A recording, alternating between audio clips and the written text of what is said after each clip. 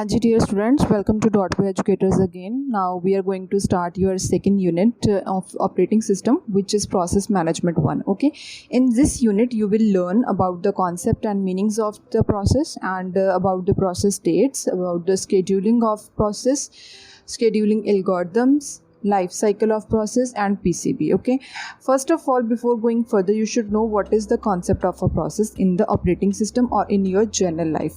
अगर हम बात करें आपकी जनरल लाइफ में प्रोसेस क्या होती है, प्रोसेस को हम बोलते हैं कि जैसे समथिंग इज़ गोइंग ऑन और something that is under progress right now.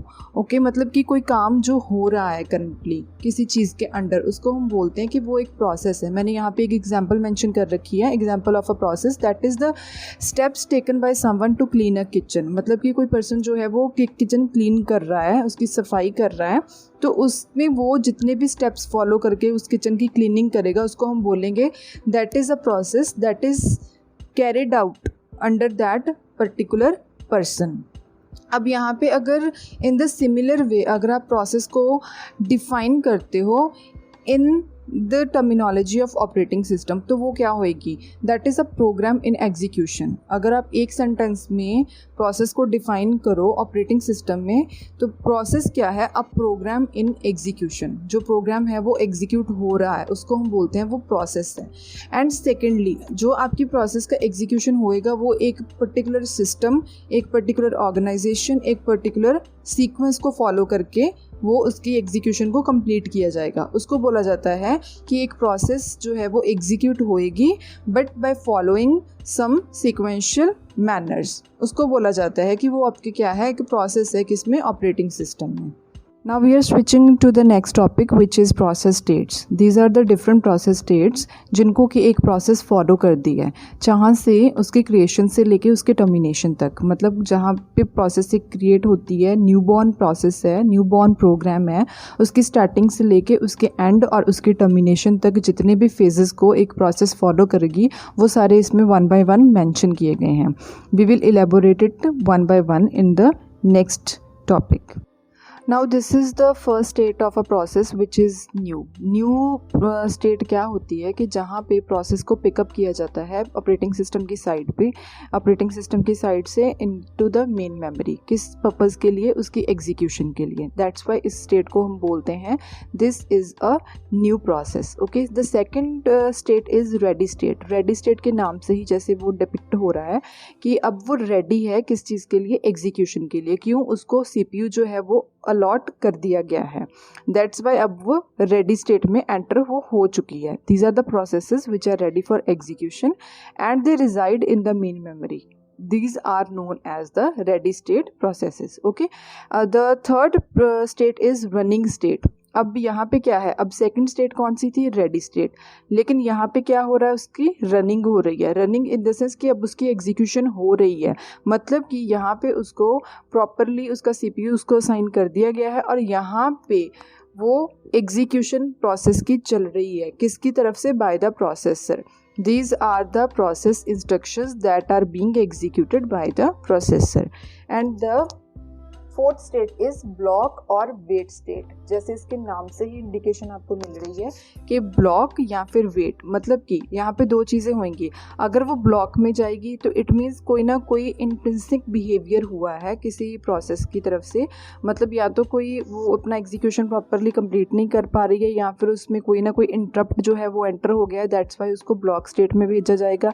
या फिर वेट स्टेट में. वेट स्टेट में वो तब जाती है कि जब यहाँ पे उसको कोई एक्स्ट्रा सर्विस की या फिर किसी डिवाइस की ज़रूरत है जिसकी वो वेट कर रही है. दैट्स वाई उसको वेट स्टेट में रखा जाएगा. जब उसको उसके रिसोर्सेज फिर मिल जाएंगे उसके बाद उसको दोबारा रेडी स्टेट में डाला जाएगा. रेडी के बाद फिर उसकी रनिंग होएगी, फिर उसके बाद उसकी टर्मिनेशन होएगी या फिर उसकी कंप्लीशन होएगी. ओके, एंड फिफ्थ स्टेट कौन सी है, कंप्लीशन और टर्मिनेशन. कंप्लीशन और टर्मिनेशन का मतलब क्या है कि जब एक प्रोसेस सक्सेसफुली अपना एग्जीक्यूशन जो है वो कंप्लीट कर लेती है उसको बोला जाता है कि अब उसकी कंप्लीशन हो चुकी है. अब मतलब उसने अपना एग्जीक्यूशन प्रॉपरली कंप्लीट कर लिया है, तो दैट्स वाई उसको अब क्या कर दिया जाएगा, टर्मिनेट कर दिया जाएगा. These are the 5 states of a process. इनको फॉलो करके एक प्रोसेस जो है वो अपना एग्जीक्यूशन प्रॉपरली कंप्लीट करती है. Now switching to the next topic which is the process control block. इसको आप कई बार एग्जाम में ऐसे भी आ जाता है कि define PCB which stands for the process control block. अब प्रोसेस कंट्रोल ब्लॉक का मतलब क्या होता है? This is a data structure. आप एक इसको डाटा स्ट्रक्चर बोल सकते हो, एक ऑर्गेनाइजेशन बोल सकते हो, जिसमें कि एक पर्टिकुलर प्रोसेस को लेके सारी इंफॉर्मेशन जो है वो स्टोर करके उसके बारे में वो रखी जाती है। Complete information about a particular process that is known as the process control block. अगर इसकी रियल लाइफ की कोई एग्जांपल लें तो जैसे अगर आप यूनिवर्सिटी में एंटर होते हो, किसी यूनिवर्सिटी में आपकी एडमिशन होती है, आपकी एनरोलमेंट करवाई जाती है, तो वहाँ पे आपकी एक स्टैंड अलोन एक आपकी फ़ाइल जो है वो रेडी की जाती है। हर एक स्टूडेंट की अलग अलग एक इंडिविजुअली फाइल्स जो हैं वो मेंटेन की जाती हैं, और इंडिविजुअल स्टूडेंट की इंडिविजुअल फाइल जो होती है उसमें उसी की स्पेसिफिक इंफॉर्मेशन जो है वो कंटेन करके रखी जाती है। उसके उस लाइक जैसे उसका नेम, उसका फादर नेम, उसके डॉक्यूमेंट्स एंड आगे फर्दर उसकी फ़ोटोग्राफ्स, उसके सिग्नेचर्स, ये सारा कुछ, ये सारी इंफॉर्मेशन जो है वो एक पर्टिकुलर फाइल में मेंटेन करके रखी जाती है। Same in the similar way ये जो प्रोसेस कंट्रोल ब्लॉक होता है वो ऑपरेटिंग सिस्टम में मेंटेन किया जाता है। किस चीज़ के लिए? किसी भी एक सिंगल प्रोसेस के लिए। अब उस सिंगल प्रोसेस की जितनी भी सारी इंफॉर्मेशन होएगी स्पेसिफिकली वो सारी इसमें मेंटेन करके रखी जाती है, उसको बोला जाता है process control block. So this is a data structure which is used to contain a whole information about a particular process. Now we will cover the points which are coming under the PCB. We will elaborate it one by one. The first one is process state. It specifies the process state, मतलब कि ये इस process state के बारे में information देती है कि जो आपकी प्रोसेस करंटली एग्जीक्यूट हो रही है वो कौन सी स्टेट में है, वो न्यू स्टेट में है, रेडी में है, रनिंग में है, वेटिंग में है, या फिर टर्मिनेशन में है। ठीक है, उसके बारे में इंफॉर्मेशन जितनी भी होती है वो सारी प्रोसेस स्टेट के अंडर स्टोर करके रखी जाती है। The second point is process number. It shows the number of the particular process, कि जो आपकी प्रोसेस जो है वो कौन से करंटली नंबर के ऊपर रिजाइड कर रही है। The third point is program counter. Program counter का मतलब क्या होता है? It contains the address of the next instruction that is going to be executed. मतलब कि काउंटर में नेक्स्ट इंस्ट्रक्शन कौन सी है जो कि एग्जीक्यूट होने जा रही है। उसके बाद क्या आपके पास पॉइंट आता है नेक्स्ट, रजिस्टर्स। अब रजिस्टर्स में क्या मतलब स्टोर किया जाता है? जो रजिस्टर्स हैं these are the temporary memories. अब इसमें कौन सी इंफॉर्मेशन होती है कि कौन से रजिस्टर्स हैं जिनको कि एक करंटली एग्जीक्यूटिंग जो प्रोसेस है वो यूज़ कर रही है, कौन से रजिस्टर्स को कौन सी प्रोसेस जो है वो यूज़ कर रही है, तो वो इंफॉर्मेशन यहाँ पे स्टोर करके रखी जाती है।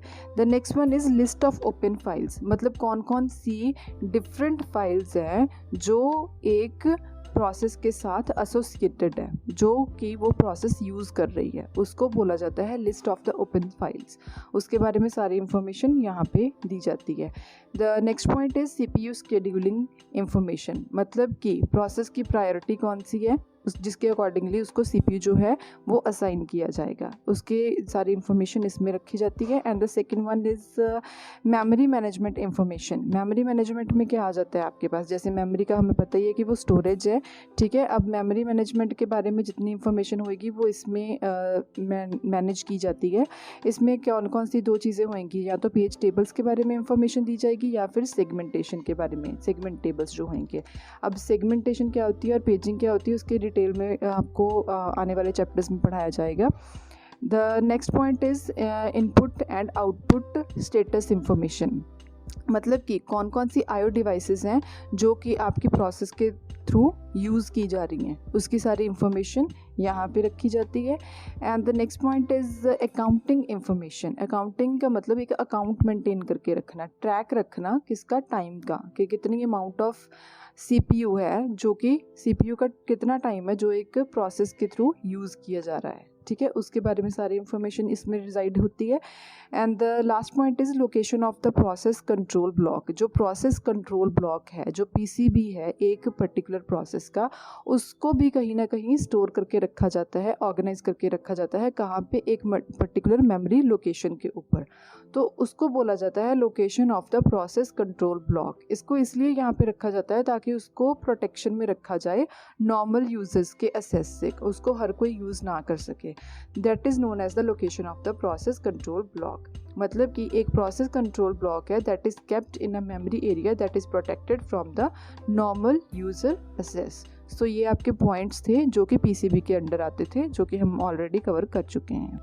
Now switching to the next topic which is process scheduling. अब जैसे इसके नेम से ही ये डिपिक्शन हो रही है कि प्रोसेस की स्केड्यूलिंग करना, मतलब कि जो प्रोसेसेस रेडी स्टेट में हैं उनको रेडी स्टेट से मूव करके उनको रनिंग स्टेट में लाना, उसको बोला जाता है प्रोसेस की स्केड्यूलिंग। अब उसको स्केड्यूल करना है कि अब उसको सीपीयू जो है वो एलोकेट किया जाएगा, असाइन किया जाएगा किस चीज़ के लिए, उसकी एग्जीक्यूशन के लिए।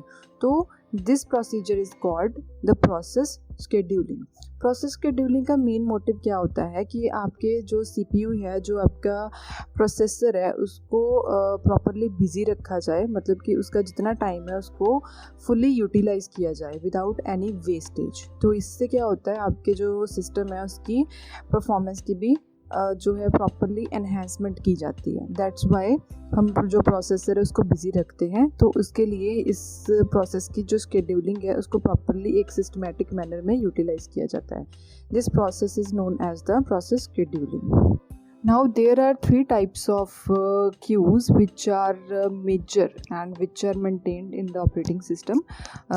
These are, the first one is job queue, second one is ready queue and the third one is device queue.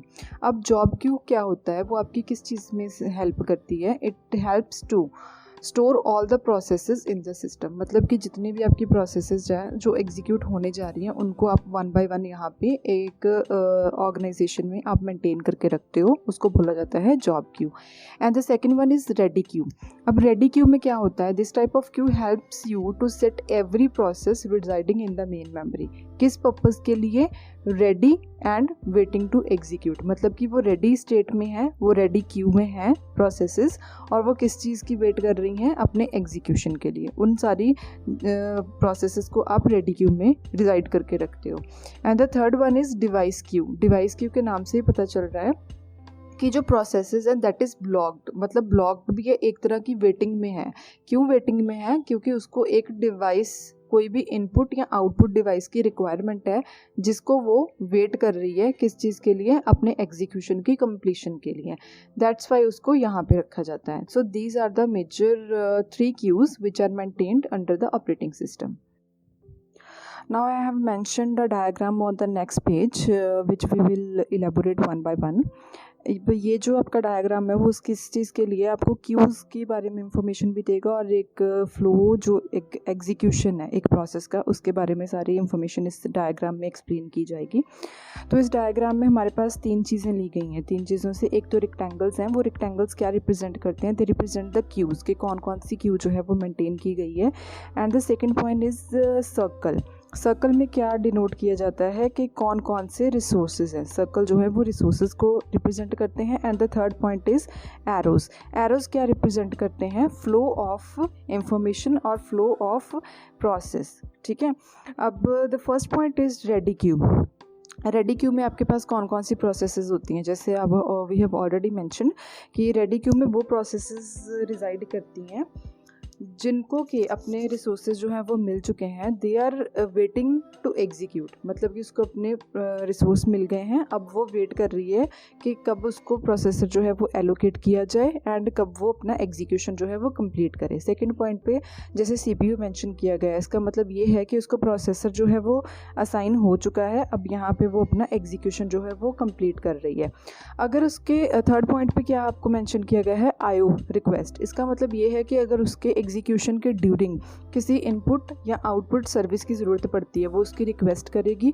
अब उसकी रिक्वेस्ट जो है उसको कंप्लीट करने के लिए उतनी देर तक उसको कहाँ पे रखा जाएगा? आईओ क्यू में, मतलब वहाँ पे वो वेटिंग में है। आईओ क्यू के बाद जब उसकी ये सर्विस कंप्लीट हो जाती है उसको दोबारा से किस में डाला जाता है? रेडी क्यू में। रेडी क्यू के बाद फिर से वो दोबारा उसको प्रोसेसर एलोकेट किया जाएगा, फिर से उसका एग्जीक्यूशन नॉर्मली चलेगा। अब नेक्स्ट पॉइंट आपके पास आता है time slice expired. It means कि जितना टाइम स्लाइस जो एक प्रोसेस को एलोकेट किया गया था, अगर वो कंप्लीट हो जाता है, वो एक्सपायर हो जाता है, तो इट मीन्स कि अब प्रोसेस को अपना जो एग्जीक्यूशन है वो दोबारा से स्टार्ट करना पड़ेगा फ्रॉम द स्क्रैच। मतलब रेडी क्यू में फिर से उसको डाला जाएगा, फिर उसका दोबारा से एग्जीक्यूशन स्टार्ट होएगा। फिफ्थ पॉइंट में आपके पास आता है फोक अ चाइल्ड। फोकस चाइल्ड का मतलब ये है कि अगर आपकी प्रोसेस का एग्जीक्यूशन चल रहा है, अब उस प्रोसेस के अंडर अगर उसके सब टास्क आते हैं तो उनको बोला जाता है these are the child of that particular process. मतलब कि वो सब टास्क जो है वो 1 बाय 1 उनको एग्जीक्यूट किया जाएगा, चाइल्ड एग्जीक्यूट्स, फिर उसके बाद उसको रेडी क्यू में डाला जाएगा, फिर उसका दोबारा से एग्जीक्यूशन स्टार्ट होएगा। एंड 6 पॉइंट पे क्या आता है, 6 और 7 पॉइंट में कि अगर एक प्रोसेस के एग्जीक्यूशन के ड्यूरिंग कोई इंटरप्ट जनरेट होती है, कोई इंटरप्ट आ जाती है, तो उसके इंटरप्ट को एग्जीक्यूट करने के बाद या फिर उसको हैंडल करने के बाद उस प्रोसेस को दोबारा से फिर से रेडी क्यू में डाला जाएगा, फिर उसको प्रोसेसर एलोकेट किया जाएगा और उसका एग्जीक्यूशन नॉर्मली कंप्लीट होएगा। आफ्टर दैट कंप्लीशन उसको क्या बोला जाता है कि प्रोसेस ने अपना एग्जीक्यूशन है वो सक्सेसफुली कंप्लीट कर लिया है, अब वो टर्मिनेट हो चुकी है। सो ये एक छोटा सा आपके पास डायग्राम था जिसमें आपको क्यूज़ के बारे में सारी इंफॉर्मेशन आगे फर्दर 1 बाय 1 इलेबोरेट की गई है। Now switching to the next topic, these are the process scheduler in the operating system. अब इसमें हम लोग 3 प्रोसेस शेड्यूलर को डिफाइन करेंगे 1 by 1। The first one is long term और जॉब शेड्यूलर। इसका मतलब क्या है कि ये शेड्यूलर क्या करता है, जितनी भी आपकी जो प्रोसेसेस हैं जो कि एग्जीक्यूट होने जा रही हैं उनको रेडी स्टेट में मेंटेन करके रखना, रेडी क्यू में मेंटेन करके रखना, ये किसका काम होता है, लॉन्ग टर्म का या फिर जॉब शेड्यूलर का। तो सेकेंड पॉइंट कौन सा है आपके पास, शॉर्ट टर्म और CPU शेड्यूलर। जैसे इसके नाम से ही पता चल रहा है CPU शेड्यूलर, इसका मतलब क्या है, it is responsible for selecting the process from ready state for scheduling it on the running state. मतलब कि रेडी क्यू से उठा के उसको आगे फर्दर रनिंग स्टेट में लाना। रनिंग स्टेट में वो कब आएगी, जब उसको CPU जो है वो शेड्यूल कर दिया जाएगा, उसको एलोकेट कर दिया जाएगा, तो वो किसके थ्रू होता है, CPU शेड्यूलर के through. And the third one is medium scheduler. Medium scheduler किस चीज़ के लिए रिस्पॉन्सिबल होता है, प्रोसेसेस को सस्पेंड या फिर उनको रिज्यूम करने के लिए। सस्पेंड कब की जाती हैं, या तो वो किसी इंटरप्शन की वजह से ब्लॉक स्टेट में जाएंगी तब की जाती हैं, या फिर उनको किसी सर्विस की ज़रूरत पड़ती है तब वो कहाँ पे उनको रखा जाता है, वेटिंग क्यू में। मतलब कि थोड़े टाइम के लिए उनका एग्जीक्यूशन जो है वो पॉज कर दिया जाता है। उसके बाद जब उनकी सर्विस कंप्लीट हो जाती है उसके बाद उनका जो एग्जीक्यूशन है वो एक पॉइंट से दोबारा रिज्यूम करना, उसको बोला जाता है medium term scheduler. So these are the 3 major scheduler which come under the operating system. Now the next topic is context switching या फिर context switch भी इसको बोला जाता है, as its name defines. This is switching or involving from one task to another. इसमें किसको involve किया जाता है या किसको स्विच किया जाता है, प्रोसेसर को। मतलब कि प्रोसेसर को या फिर CPU को एक प्रोसेस के एग्जीक्यूशन से हटा के उसको दूसरे प्रोसेस के एग्जीक्यूशन में इन्वॉल्व करना, उसको बोला जाता है कॉन्टेक्स्ट स्विचिंग। ठीक है, और ये स्विचिंग जो होती है इसको इतना फास्टली या इतना स्विफ्टली किया जाता है कि मतलब सारी प्रोसेसेस को ऐसे लग रहा होता है कि all the processes are being executed at the same time. मतलब कि किसी भी प्रोसेस का जो एग्जीक्यूशन होता है वो मतलब लॉस में नहीं जाता है, ये स्विचिंग इतने स्मूथली और इतनी फास्टली की जाती है। सो involving or switching from one task to another, this is known as the context switching under the operating system. Now the next topic is context switching या फिर context switch भी इसको बोला जाता है, as its name defines. This is switching or involving from one task to another.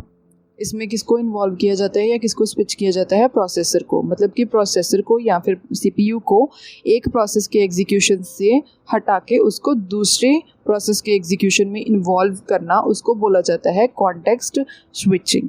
ठीक है, और ये स्विचिंग जो होती है इसको इतना फास्टली या इतना स्विफ्टली किया जाता है कि मतलब सारी प्रोसेसेस को ऐसे लग रहा होता है कि all the processes are being executed at the same time. मतलब कि किसी भी प्रोसेस का जो एग्जीक्यूशन होता है वो मतलब लॉस में नहीं जाता है, ये स्विचिंग इतने स्मूथली और इतनी फास्टली की जाती है।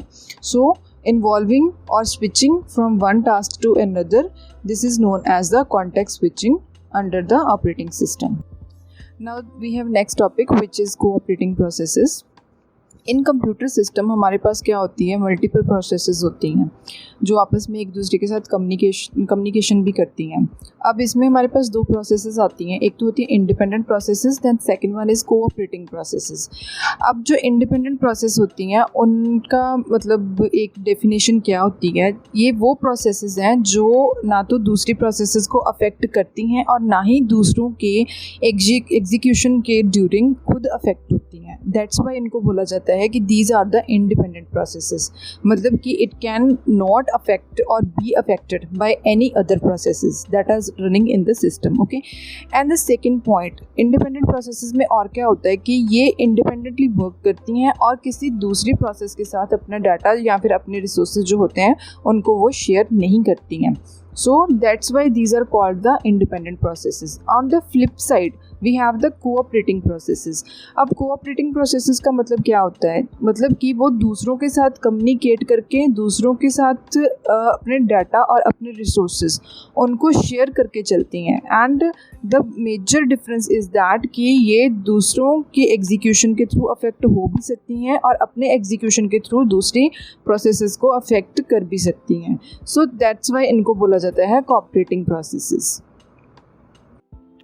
Now there are few reasons why we allow the process cooperation environment, or we can also say these are the some advantages of a process cooperation environment. Okay, so we will elaborate it one by one. The first one is information sharing. अब यहाँ पे क्या होता है, कई बार ऐसा environment होता है जहाँ पे कुछ users होते हैं, they may be interested in the same piece of information. For instance, we have a particular file that they want to share simultaneously. तो उस environment में क्या किया जाता है, process cooperation जो होता है वो काफ़ी यूज़फुल रहता है, मतलब कि जो डिफरेंट यूजर्स हैं वो सेम पीस ऑफ इंफॉर्मेशन को शेयर कर सकते हैं with the help of process cooperation और द कोऑपरेटिंग प्रोसेसेस।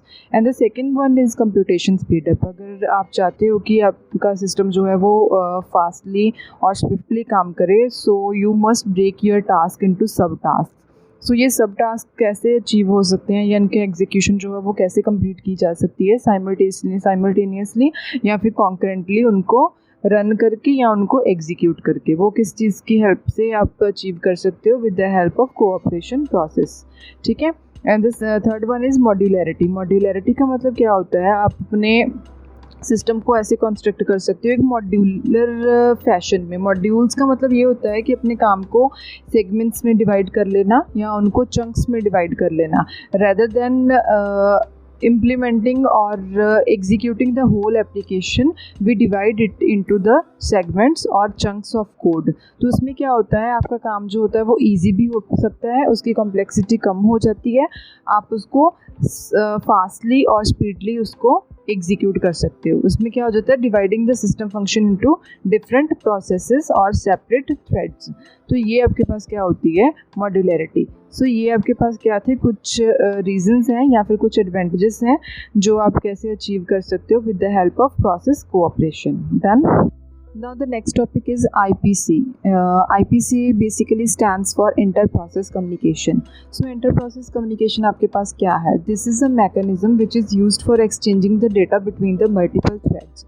अब मल्टीपल थ्रेड्स क्या होते हैं, किसी भी प्रोसेस के अंडर उसके जो आगे फर्दर सब टास्क या फिर उसके जो चिल्ड्रन होते हैं, टास्क प्रोसेस को आगे फर्दर छोटे छोटे लाइट वेट प्रोसेसेस में या फिर प्रोग्राम्स में डिवाइड कर लिया जाता है, उनको थ्रेड्स बोला जाता है। अब वो थ्रेड्स एग्जीक्यूट होते हैं साइमल्टेनियसली कॉन्करेंटली, बट उनकी एग्जीक्यूशन के लिए उनका आपस में कम्युनिकेट करना बहुत ज़रूरी होता है। कम्युनिकेट में क्या होता है, एक्सचेंजिंग द डेटा और exchanging the information among these all the threads. So ये किस सिस्टम के थ्रू किया जाता है, इंटर प्रोसेस कम्युनिकेशन के through. So the next point is inter-process communication. You can also define it as a mechanism where the operating system allows the various processes to communicate with each other. मतलब कि operating system इनकी help करता है इन processes को आपस में communicate करवाने के लिए। And the third point is इसमें कौन सी दो चीज़ें जो हैं वो involve की जाती हैं। The first one is it involves synchronizing their actions and managing the shared data. मतलब कि अब सिंक्रोनाइज का बेसिक कॉन्सेप्ट क्या होता है, जैसे आपके पास मल्टीपल थ्रेड्स हैं वो आपस में कॉन्करेंटली एग्जीक्यूशन के थ्रू कम्युनिकेट कर रहे हैं। अब कम्युनिकेशन के थ्रू उनके डिफरेंट काइंड्स ऑफ एक्शंस हो सकते हैं। अब जब एक से ज़्यादा चीज़ें एक टाइम पे एग्जीक्यूट होएंगी तो उनको इस तरीके से मैनेज करना, उनमें उनको सिंक्रोनाइज करना ताकि एक थ्रेड का एग्जीक्यूशन किसी दूसरे थ्रेड के एग्जीक्यूशन को इंटरप्ट ना करे या फिर उसमें कोई इंटरफेरेंस ना हो जिसकी वजह से किसी दूसरे का ऑपरेशन बीच में कोलैप्स ना हो सके। उस चीज़ को रिड्यूस करने के लिए या उसको डिडक्ट करने के लिए किसको जो यूज़ किया जाता है, सिंक्रोनाइज को, मतलब कि सिंक्रोनाइजिंग देयर एक्शंस। उनको वन बाय वन वो एग्जीक्यूट तो होंगे कॉन्करेंटली बट इस मैनर में होंगे कि एक दूसरे के एग्जीक्यूशन के बीच में कोई भी डिस्टर्बेंस नहीं क्रिएट होगी। And the second one is managing the shared data, मतलब आपस में वो जो कोई भी डाटा को शेयर कर रहे हैं या किसी भी रिसोर्सेज को वो शेयर कर रहे हैं उसको प्रॉपरली मैनेज करके चलना ताकि उनमें कोई भी कॉन्फ्लिक्ट्स ना अराइज हों। Now inter-process communication can be of two types. The first में क्या आएगा आपके पास, the between the related processes, मतलब कि ये processes आपस में related हैं, इनका आपस में relation है because these are initiating from only one process, मतलब कि उनकी जो जहाँ से वो initiate हो रही हैं वो एक ही process है। And the second one is between unrelated processes, मतलब कि जहाँ से वो ओरिजिनेट हो रही हैं वो प्रोसेस एक नहीं होएगी, वो डिफरेंट होंगे। फर्स्ट वन में क्या होएगा, एक प्रोसेस मतलब एक पेरेंट, उसके अंडर मल्टीपल थ्रेड्स जो आपस में कम्युनिकेट करेंगे। सेकंड में क्या है, बिटवीन द अनरिलेटेड प्रोसेसेस, मतलब कि सारी प्रोसेसेस अलग अलग होंगी, आपस में उनका कोई पेरेंट कोई चाइल्ड नहीं होएगा यहाँ पे। Now switching to the next topic which is some important approaches for inter-process communication. इसमें कुछ आपके पास पॉइंट्स हैं, कुछ मेन अप्रोचेज हैं जो इंटर-प्रोसेस कम्युनिकेशन में यूज़ किए जाते हैं। We will elaborate it one by one. The first one is pipes.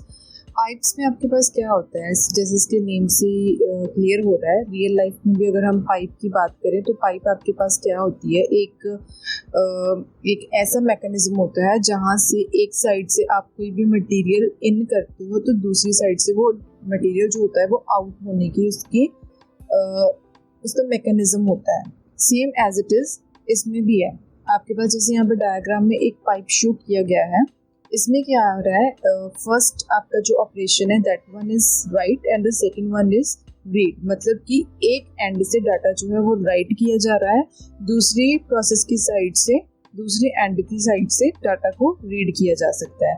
अब अगर हम बात करें कि आपके पास जो पाइप है, व्हाट इज पाइप, पाइप होता क्या है, इसका नेक्स्ट पेज पे एक डायग्राम आपको मेंशन किया गया है। जैसे यहाँ पे what is pipe, pipe which allows the transfer data between the processes in first out manner. जैसे लेफ्ट साइड से आपके पास ये है कि राइट ऑपरेशन जो है वो ओरिजिनेट हुआ है, जिस डाटा को राइट किया गया तो दूसरे एंड से डाटा को रीड किया गया, मतलब रीड जो आपका ऑपरेशन है वो परफॉर्म हो रहा है। ठीक है, ये आपके पास एक पाइप का अप्रोच है जो कि आपका आईपीसी में आप यूज़ करते हो इंटर प्रोसेस कम्युनिकेशन के अंदर। अब नेक्स्ट टॉपिक आपके पास कौन सा आता है, मैसेज पासिंग का। मैसेज पासिंग जैसे हम लोग पहले भी प्रीवियस सेक्शंस में इसको एलिब्रेट कर चुके हैं। मैसेज पासिंग में क्या आ जाता है, इंफॉर्मेशन एक्सचेंज कर रहे हो बिटवीन द डिफरेंट प्रोसेसेस। तो इसमें भी सेम आपके पास वही ऑपरेशंस चल रहे हैं। IPC mechanism provides two operations. अब आपके पास यहाँ पे दो प्रोसेसेस हैं, प्रोसेस ए जिसको आप सेंडर भी मान सकते हो, प्रोसेस बी जो कि आपके पास रिसीवर है। तो इसमें आपके पास दो ऑपरेशंस जो हैं वो चल रहे हैं। The first one is send and the second one is receive. Process ए की तरफ से डाटा सेंड किया गया जो कि प्रोसेस बी ने डाटा रिसीव किया, तो ये आपके पास आ जाता है मैसेज पासिंग टेक्निक। उसके बाद जो आपके पास नेक्स्ट अप्रोच है आईपीसी के अंडर वो है मैसेज क्यूज का। जैसे इसके नाम से क्लियर हो रहा है, मैसेज क्यू मतलब एक क्यू है, एक लाइन है जिसमें मैसेजेस के आगे छोटे छोटे चंक्स आपने डिवाइड कर दिए। छोटे छोटे चंक्स बोल सकते हो, पैकेट्स बोल सकते हो, ठीक है, जिनको आप एक क्यू में आपने उनको असेंबल किया हुआ है। प्रोसेस वन की तरफ से जो मैसेज है वो सेंड हुआ तो उसको आपने मैसेज क्यू के अंदर उनको छोटा छोटा एक चंक्स में डिवाइड करके उनको असेंबल किया हुआ है, जो कि अपनी डेस्टिनेशन मतलब कि प्रोसेस 2 के पास जब वो पहुंचेंगे वहाँ पे उनको रीअसेंबल कर दिया जाएगा। ठीक है, तो यहाँ पे क्या हो रहा है, प्रोसेस 1 की तरफ से डाटा को सेंड किया गया, मैसेज की क्यू जो है वो सेंड की गई, और प्रोसेस 2 की तरफ से वो पूरे मैसेजेस की क्यू को रिसीव किया गया। दैट्स वाई इस मैकेनिज्म को बोला जाता है मैसेज क्यूज। मतलब इसमें क्या यूज हो रहा है आपका, a linked list of messages. The next one is direct communication.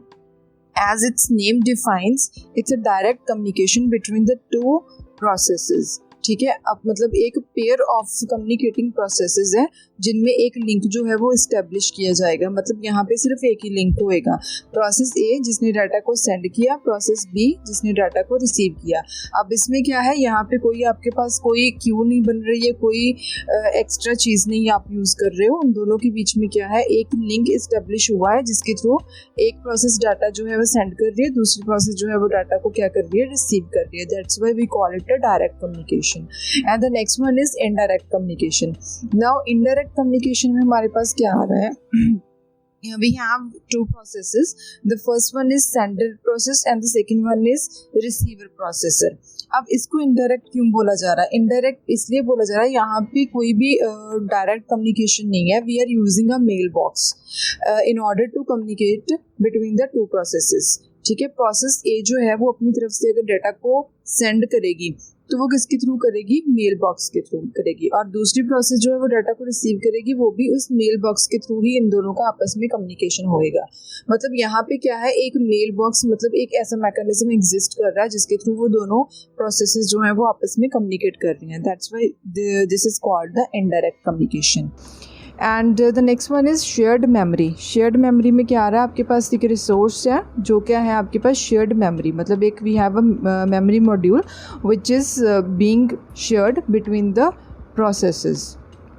अब यहाँ पे आपके पास कौन सी है, प्रोसेस 1, प्रोसेस 2, प्रोसेस 3।